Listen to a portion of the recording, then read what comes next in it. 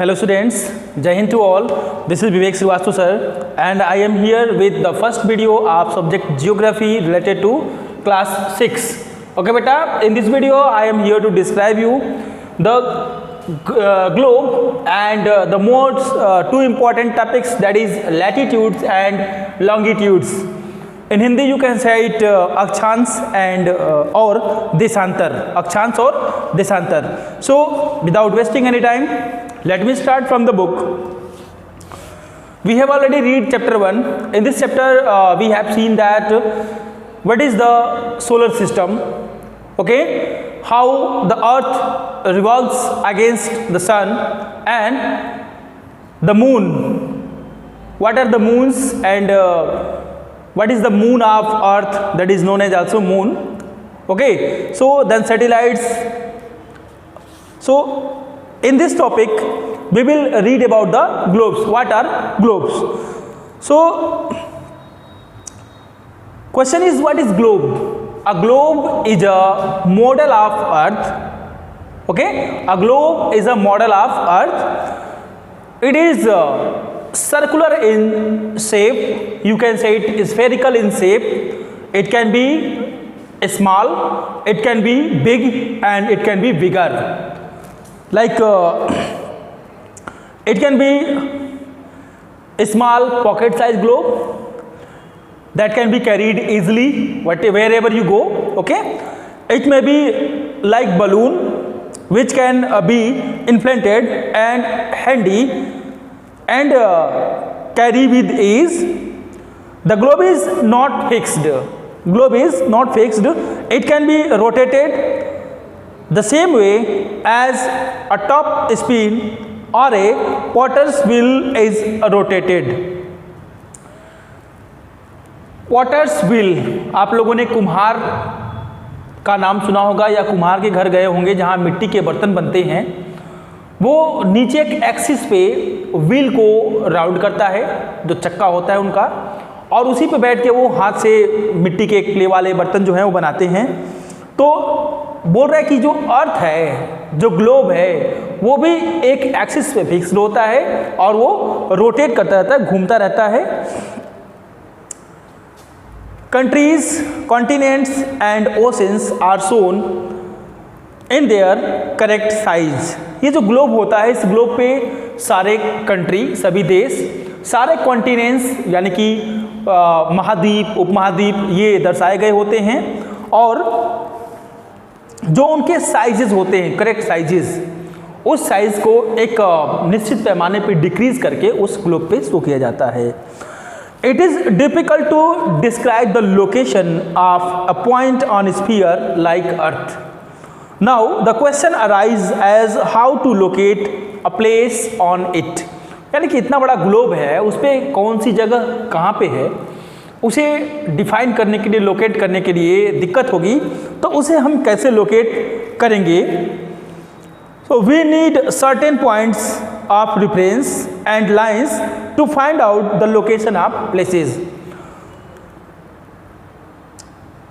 We know that a needle is fixed through the globe in the tilde manner.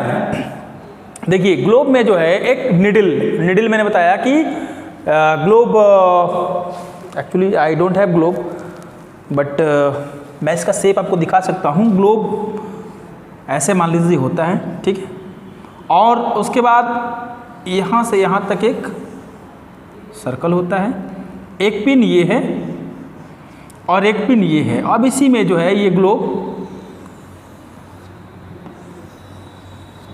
Rotate होता रहेगा, okay. That is the look up globe, okay, not okay but it is okay, you can see it from here. तो इसी में जो है, इस जो pin है, ये पिन ऐसे भी हो सकता है, यहाँ और यहाँ भी हो सकता है. इस पिन में जो है ग्लोब फंसा हुआ है और इसी पिन के माध्यम से ये ग्लोब स्पिन होता रहता है, रोटेट होता रहता है.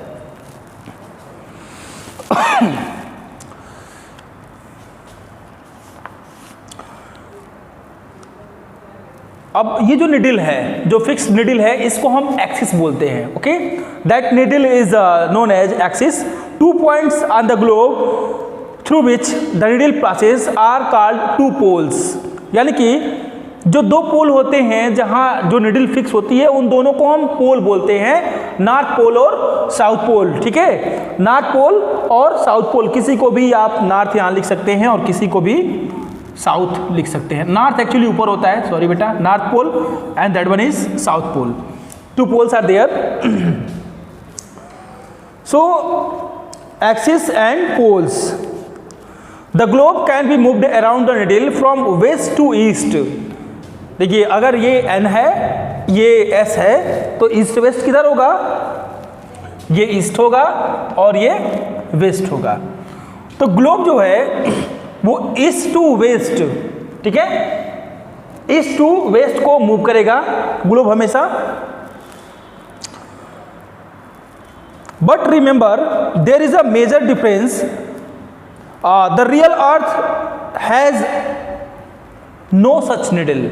यानी कि ये अगर डायग्राम बना है, ग्लोब बना है, तो इसमें निडल है, बट रियल अर्थ में कोई भी निडल नहीं है, ऐसा कोई भी निडल नहीं है। Which is an imaginary line, ठीक है, ना ही कोई एक्सिस है, लेकिन ये इमेजिनरी लाइन पे मूव करती है। ठीक है, इमेजिनरी लाइन पे, जिसे हम एक्स एक्सिस वाई एक्सिस पढ़ते हैं। Another imaginary line running on the globe divides into two equal parts. एक और इमेजिनरी काल्पनिक रेखा है जो ग्लोब को दो भाग में डिवाइड करती है, and this line is known as equator. इस लाइन को हम इक्वेटर कहते हैं या भूमध्य रेखा कहते हैं। ठीक है, ये लाइन जो है ऐसे रहेगी बेटा। ठीक है, अब इस लाइन को हम कहते हैं इक्वेटर या भूमध्य रेखा।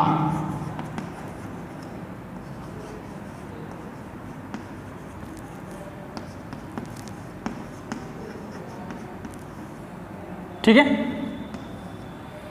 इक्वेटर या भूमध्य रेखा, यानी कि पृथ्वी को दो बराबर भागों में ये डिवाइड करती है। The northern half of the earth is known as northern hemisphere, यानी जो उत्तरी भाग होगा, उत्तरी जो भाग है ये जाना जाएगा नॉर्दर्न हेमिस्फीयर के नाम से। किस नाम से? Northern hemisphere. और ये होगा नीचे वाला भाग साउदर्न हेमिस्फीयर। मैंने पूरा एक्सप्लेन नहीं लिखा है, आप लोग समझ सकते हैं। Okay, so they are both equal halfs, ये दोनों एक बराबर आधे आधे होते हैं। Therefore the equator is an imaginary circular line and a very important reference point to locate place on the earth. All parallel circles from the earth equator up to the poles and called parallel latitudes। यानी कि जो ये half है, अगर आप imagine करो आपके पास कोई बॉल है, ठीक है, आपके पास कोई बॉल है, एक गेंद है, और इस गेंद पे मैं बोलूँ आपको कि ऊपर से नीचे तक सर्कुलर आप लाइन खींचिए, तो लाइन कैसी आएगी? पहली लाइन ये आएगी, उसके बाद लाइन ये आएगी, उसके बाद ये आएगी, उसके बाद ये आएगी, ऐसे कुछ आएगा। आप टेस्ट कर सकते हैं लेके, ठीक है, गेंद टेस्ट करिए इसको। सो बोल रहा है कि जो ऑल सर्कुलर लाइंस हैं, ये सभी जो लाइंस हैं, they are parallel of latitudes. इन्हें हम कहते हैं, इन लाइंस को कहते हैं parallel of latitudes. Latitudes are measured in degree. Latitudes are measured in degree. इसको भी मैं आपको नोट कर दे रहा हूं। Parallel of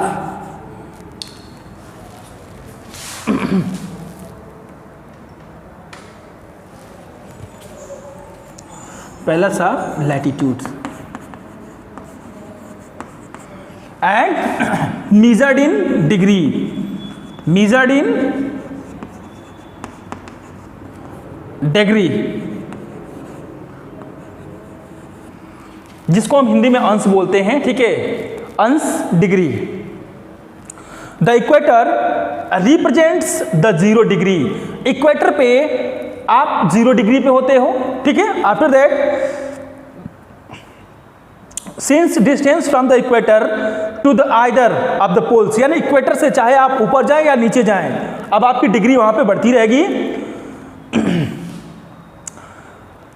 as such all parallels north of the equator are called north latitudes, यानी कि इक्वेटर के जितने ऊपर, मान लीजिए बीच में इक्वेटर है, ये अर्थ है, इक्वेटर के ऊपर जितने सर्कल हैं वो बोले जाएंगे नॉर्थ लैटिट्यूड्स, और जो नीचे होंगे वो south latitudes. Okay, the value of each latitude is therefore followed either word N or S, यानी कि अगर बोला जाए कि इस प्लेस की लोकेशन क्या होगी, ये आपका भूमध्य रेखा हो गया, इक्वेटर हो गया, और इसके ऊपर कोई प्लेस है, मान लीजिए ये प्लेस है, तो इसका पॉइंट क्या होगा, तो बोला गया 30 डिग्री नॉर्थ। नॉर्थ क्यों?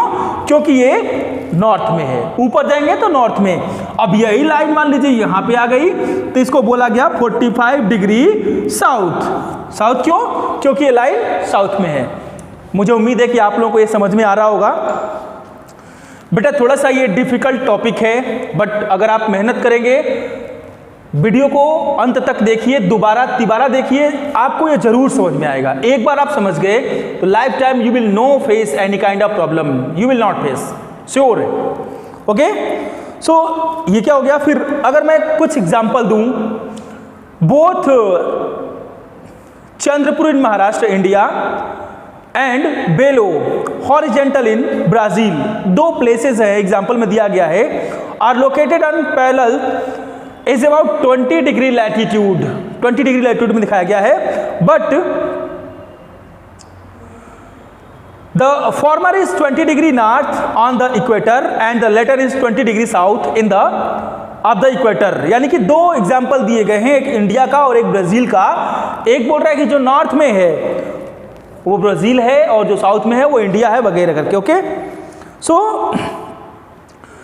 therefore we say that Chandrapur is situated in 20 degree north latitude, यानी कि भारत जो है उत्तर में है, अगर इस इक्वेटर से तो बोलेंगे 20 डिग्री नॉर्थ, ठीक है। और बेलो जो है वो 20 डिग्री साउथ है। ये फिगर 2.2 में दिया गया है, आप लोग देख सकते हैं, या अगर आप चाहें तो मैं इसका फिगर आपके इस वीडियो में लगा दूंगा। ओके, सो बेटा आज के वीडियो के लिए ये ठीक है।